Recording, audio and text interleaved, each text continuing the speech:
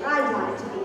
So in my future, I'm going to have a flying car, live in a sky pad, and have a robot maid. Just think about it. No more cleaning, doing the dishes, or staying in the kitchen. But unfortunately, my life that looks like this will cause the earth to look like this.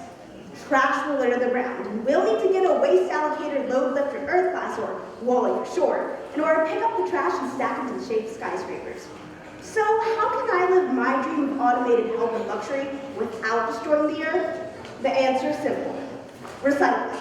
Now, I don't know about you, but I want my robot made.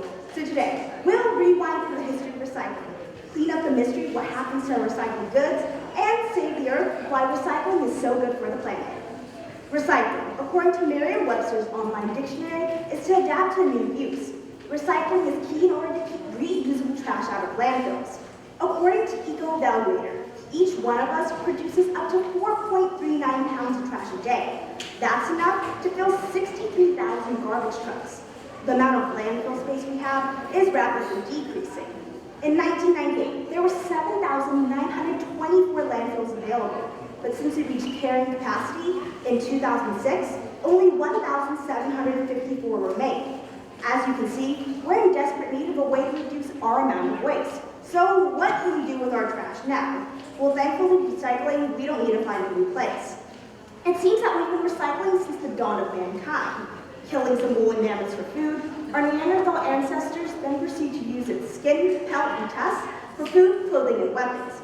And I guess you can say recycling is so easy that even a caveman can do it. In the medieval ages, people were desperate and poor and recycled just about anything they could. Due to a shortage of precious metals or coins, blacksmiths were often forced to reuse metal for their new creations. Since the fallen Rome was rich with lead, brick, tile, quarried stone, medievalists often raided these areas for these precious gems. In fact, up until 1000 AD, all Christian churches were built in these ruins, says Robert Fleming, a junior fellow at the Harvard University Society of Fellows. Even the Roman Colosseum was recycled. Its marble walls were later reused for the St. Peter's Basilica in Rome, and the iron planks that held the walls together were later remelted and made into weapons. One of the more interesting uses of recycling happens during 1821, during a war between the Greeks and the Turks. Turkish soldiers began dismantling Greek temple columns for lead to make ammunition. Wanting to preserve their temples, the Greeks actually offered to give their enemies lead to make that ammunition, which would later be used against them. Whoever led this idea didn't think too hard. One of the more liberal uses of recycling happens during World War I. With another shortage for metal, it was discovered that women's corsets contained valuable steel bowing, which led to women taking those corsets off for their country. In fact, the amount of steel saved was enough to build 2 whole battleships. But nothing compares to the 1970s Earth Day movement. Through it, we got our leading green advocate, the Environmental Protection Agency, or commonly referred to as the EPA. Born as a response from Nixon, the EPA was a symbol of America's commitment to protecting the Earth. Today, with our increased technology, we can recycle just about anything, including CDs, DVDs, cell phones, computers, and of course, paper. Although each involve a different process, they can help us conserve these valuable resources. One of the biggest contributors to landfill space that can easily be recycled is none other than paper.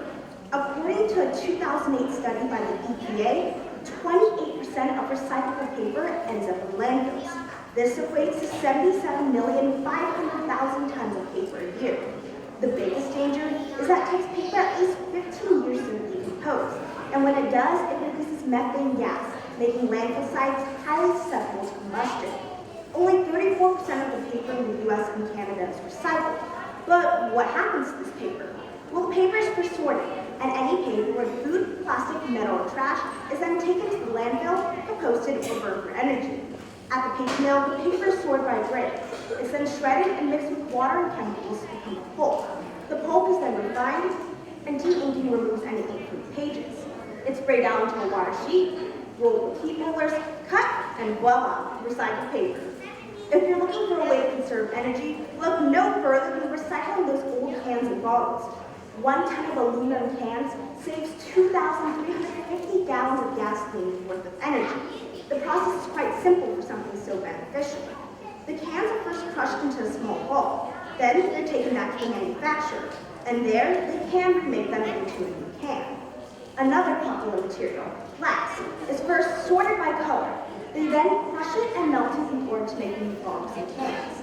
If every single glass bottle used 50% recycled glass, there'd be enough energy saved to power 21,970 homes per year and divert over 2 million tons of trash from landfills. But recycling doesn't necessarily have to be stripping something down and processing it. It can simply be reusing something old in a new way. A popular new site called Pinterest is notorious for giving women creative do-it-yourself ideas while wasting countless hours browsing the site. Besides helping you plan your future wedding and home, it can teach you how to turn an old mirror into a chalkboard, old sweaters into mittens, and old t-shirts into pillowcases. This new piece of recycling has helped women and teenage girls everywhere create new, fresh items while spending minimal amounts of money. How interesting. But there are a couple of things that you can't recycle. Anything contaminated with food or grease can't be recycled because it lowers the quality of paper and cannot complete the process. Milk cartons and juice boxes both have a plastic coating that can't be recycled. And last but not least are those annoying styrofoam peanuts we get when buying anything delicate. Because they are a petroleum product, they're highly flammable and make the process risky.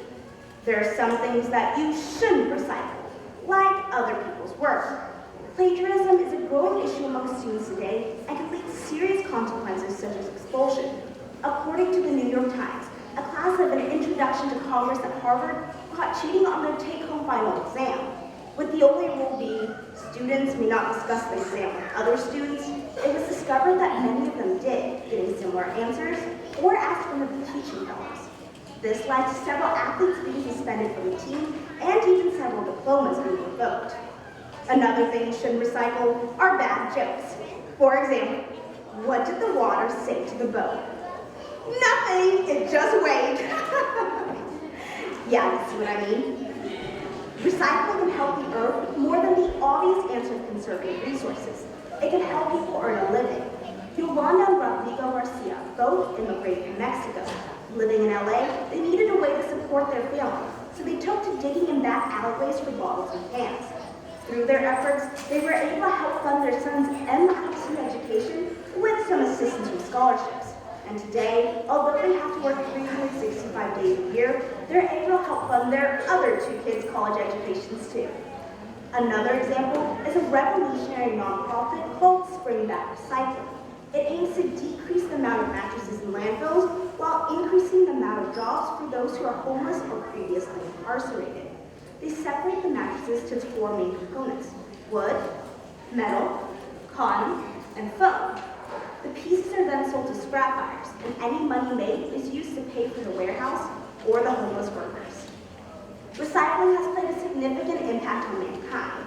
Since the time of our Neanderthal ancestors, it seems like it's just in our DNA. It's helped us survive, win wars, and save the earth. But recycling can do so much more than this. It can help better lives. From paying for a college kid's education to paying for a homeless worker's next meal, recycling is a simple way to show the earth just how much we care.